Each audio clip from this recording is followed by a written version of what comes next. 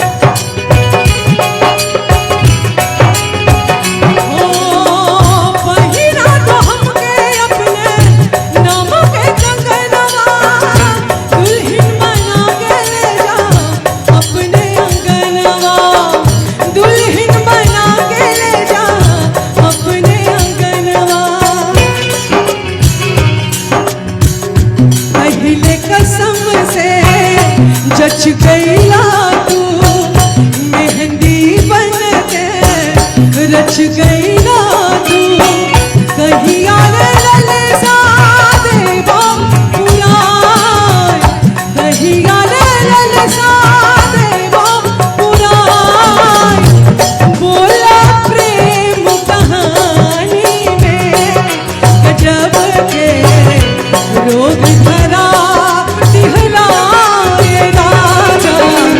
हमके जवानी में गजब के रोग धरा दिहलाए राजा हमके जवानी में।